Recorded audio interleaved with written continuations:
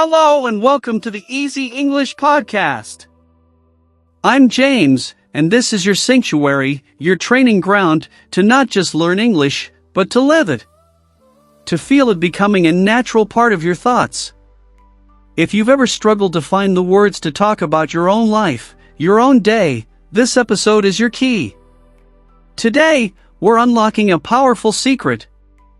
I'm not just going to teach you phrases, I'm going to help you build a story. Your story! We're going to craft a compelling narrative of a single day, from the first moment you open your eyes to the last thought before you sleep. And the best part? By the end of this, you'll have a clear, step-by-step blueprint to describe any day with confidence, using English that doesn't sound like it's from a textbook, but from a real person. We'll start with the quiet magic of the morning, move through the busy energy of the afternoon, and unwind with the peace of the evening. And stick around until the very end, because I'll share a simple technique that will help you lock in everything you learned today, making it stick forever. So, get ready to listen, to shadow my voice, and to finally own the English you need to talk about your life. Let's begin. Why is this so important? Why focus on something as simple as describing your day? Because your daily routine is your most powerful, yet most overlooked, learning tool. It's personal. It's authentic. You don't need to search for complicated ideas or advanced vocabulary. The power is in the simplicity. When you describe what you know intimately, you stop translating and start communicating. Think about it. You don't need to discuss complex topics like politics or science to have a real conversation. You just need to be able to share a piece of your world. To say what time the alarm clock rang, what the aroma of your morning coffee was like, or how you felt during your afternoon walk. This is the English that connects people. This is useful English. And here's the real magic: when you practice this, you are not just memorizing. You are rewiring your brain to think in English. You begin to form complete sentences naturally, without that frustrating internal pause where you word by word translate from your native language. The goal here is confidence. And confidence comes from speaking about what you know best, yourself. Let me give you a picture. Imagine you meet a colleague, Sarah, by the coffee machine. She turns to you and asks, "So, what did you get up to this weekend?" That simple question doesn't require a complex answer. It asks for a story. Your story. If you've practiced this, you don't freeze. You don't panic. You simply begin. Well, on Saturday morning, I woke up surprisingly early. I decided to go for a long walk in the park while the city was still quiet. The air was so fresh. Do you see? You're not just listing events, you're painting a picture. You're connecting.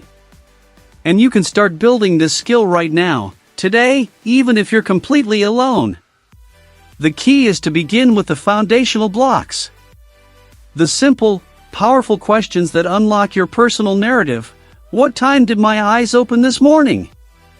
What was the first thing I tasted? Where did I go? How did I feel when I finished my work? These questions are your training wheels. They build strong, automatic English habits in your mind. You can practice this while you're in the shower, while you're commuting, or while you're cooking. You are the main character of your story, and today, you're going to learn how to tell it. Now, let's start building that story from the very beginning, the morning. This isn't just about routines, it's about setting the stage for your day, in English. I want you to shadow me. Don't just repeat the words, try to feel the rhythm and the calm certainty in the sentences. Let's bring a morning to life, together.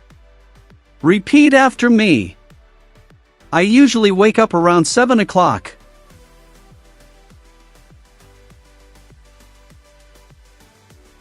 The first thing I do is take a deep breath and stretch.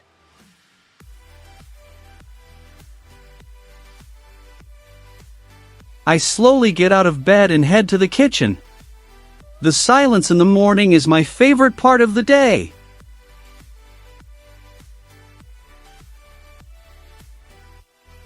I brew a fresh cup of coffee. The smell alone makes me feel more awake.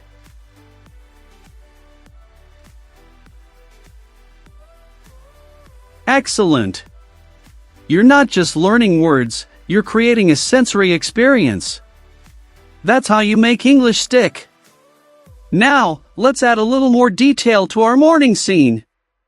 Some days, if the sun is shining, I'll sit by the window for a few minutes and just enjoy the light.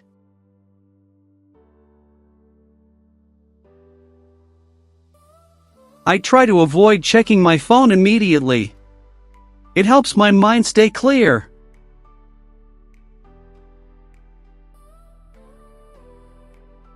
For breakfast, I keep it simple, some yogurt with honey or a piece of toast with avocado.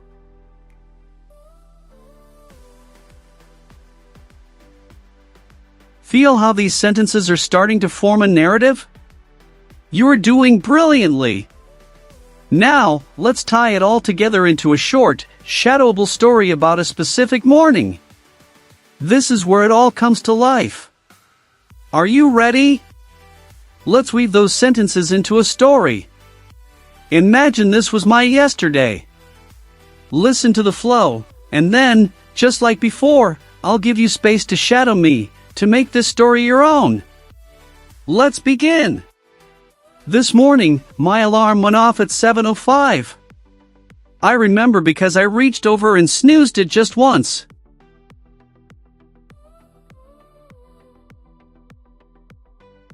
The room was filled with a soft, gray light.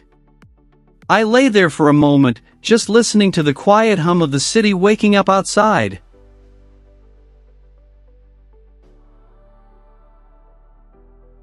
Then, I swung my legs out of bed and did a few simple stretches. My back always feels a little stiff in the morning.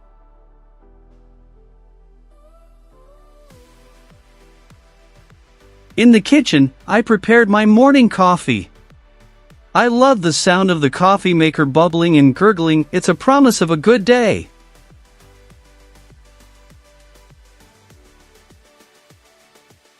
While it brewed, I looked out the window.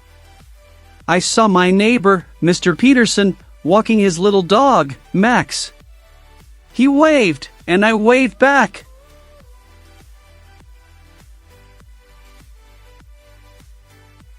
I didn't have much time, so breakfast was quick, a bowl of cereal with sliced strawberries and a glass of orange juice. I scrolled through the headlines on my phone but didn't read too much.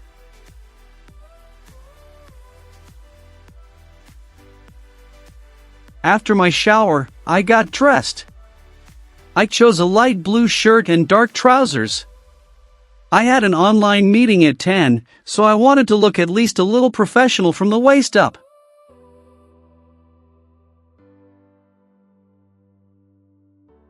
Before leaving, I double-checked my bag. Phone, laptop, keys, wallet, and my favorite pen. I always feel more prepared with a good pen.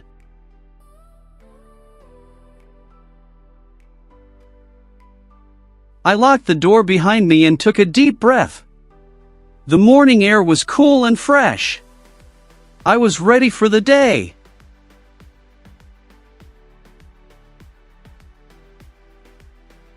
Wonderful! You are not just repeating, you are building a memory, a neural pathway, in English. This is how you stop studying and start acquiring the language. Now, let's transition.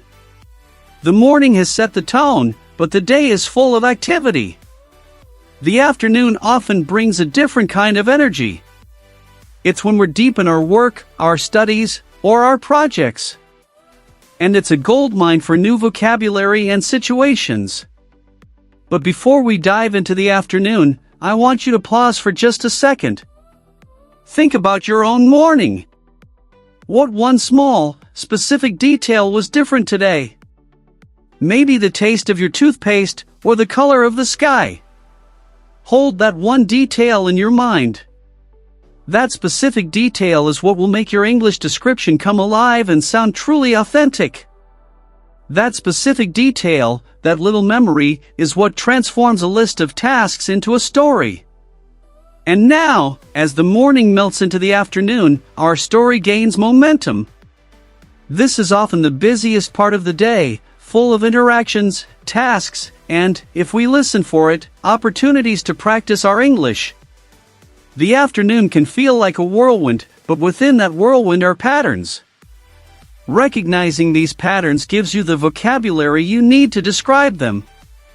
Whether you're in an office, a classroom, or working from your living room, the concepts are universal: focus, breaks, communication, and that mid-afternoon energy dip we all know so well. Let's equip you with the sentences to navigate this part of your day in English. Remember, shadowing me is like muscle memory for your tongue and your brain. Repeat after me. After lunch, I find it takes me a few minutes to get back into a productive rhythm.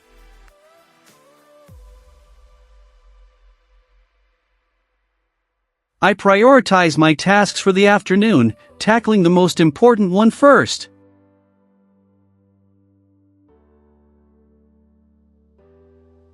My focus is usually sharpest between 2 and 4 p.m. I protect that time for deep work.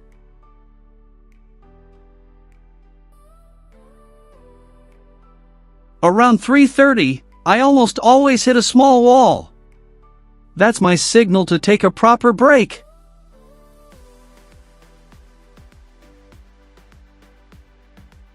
Good! Now, let's talk about those breaks. They're not just pauses, they're resets. And they're perfect for a microdose of English. I make myself a cup of peppermint tea. It's caffeine-free and really soothing.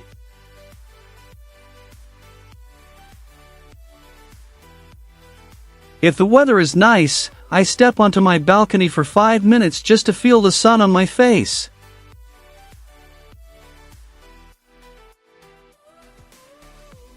Sometimes, I'll listen to one short, fun English song.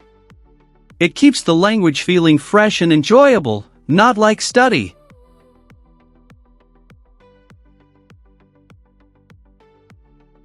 I might send a quick message to a friend, trying to write it in English in my head first.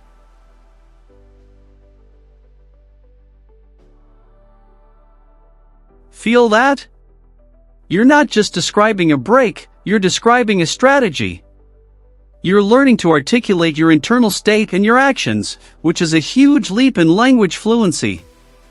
Now, let's weave this into the ongoing story of my day. Let's continue our narrative from where we left off this morning. And that's exactly what I did. After my video call with the marketing team ended, I felt that familiar 3:30 feeling creeping in. My concentration was starting to fade. So, I stood up, walked to the kitchen, and put the kettle on. The whistle of the kettle a few minutes later was like a starting pistol for my 5-minute escape. I took my cup of peppermint tea to the balcony. The sun was lower in the sky, casting long shadows. I could hear the distant sound of traffic and children playing in a nearby park. I didn't check my phone. I just stood there, sipping my tea and letting my mind wander. It was during this small break that I remembered the English word serene. It perfectly described that moment. Calm, peaceful, serene. That short reset made all the difference. When I returned to my desk, my focus was renewed. I spent the next hour finishing the report I'd been working on all day. Clicking save and sending it off felt incredibly satisfying. It was the main accomplishment of my afternoon. Before officially logging off, I did my end-of-day ritual. I opened my notebook, a real, physical one with pages, and I wrote down 3 things. First, I wrote one accomplishment. Finished the quarterly report. Second, I wrote one new word I'd learned. Serene. And third, I wrote one sentence about how I felt. I feel productive and ready to unwind. This simple act, done in English, closes the chapter on my workday and helps my brain transition into personal time. It's a powerful little habit I highly recommend you try. And just like that, the light outside begins to soften, and the energy of the day shifts once more. The afternoon's productivity gently gives way to the evening's calm. This transition is my favorite. It's the bridge between the world of deadlines and the world of rest. That bridge I mentioned, it leads here. To the evening. This is the time we give back to ourselves. The workday is done, the obligations are set aside, and we finally get to recharge. Describing your evening in English isn't just about listing activities, it's about conveying a feeling of relief, of coziness, of quiet reflection. It's where we practice the language of relaxation. Let's start with the first step into that headspace, coming home. Repeat after me, and really try to feel the relief in these sentences. I finally close my laptop for the day. That simple click feels so symbolic.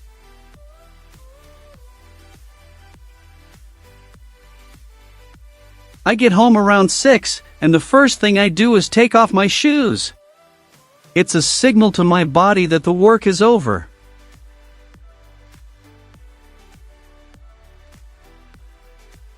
I love the quiet comfort of my apartment in the evening.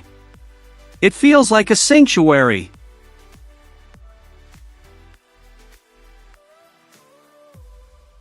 Excellent. Now, let's talk about the rituals.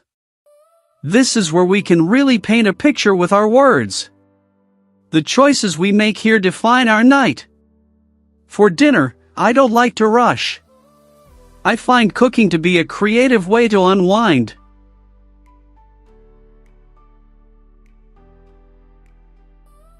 Some nights, I'll try a new recipe from a video I saw online. Other nights, it's a simple pasta dish that I know by heart.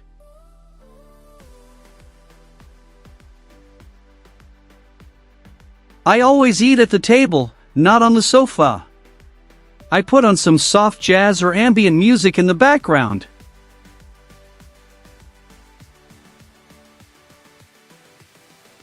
After dinner, I wash the dishes while listening to a podcast.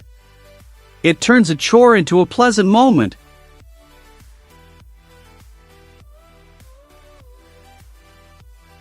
Wonderful! You're capturing the mood perfectly. Now, let's bring it all together into the final part of our daily story. I'll tell you about my last evening, and you can shadow me, absorbing not just the words but the calm, satisfying feeling they're meant to evoke. Last night, after I finished the dishes, I didn't turn on the television right away. Instead, I sat on the sofa with a book I've been meaning to read. It's a historical novel, and it completely transports me to another time.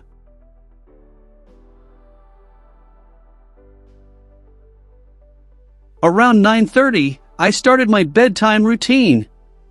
A warm shower, brushing my teeth, and putting on comfortable pajamas.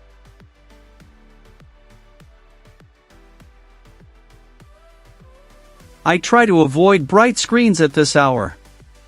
So, I wrote in my journal for a few minutes, just reflecting on the day.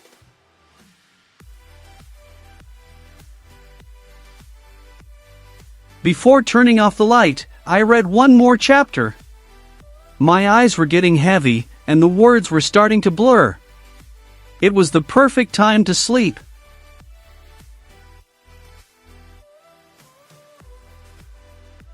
I set my alarm for the next day, took a deep breath, and felt a genuine sense of gratitude for a day well lived.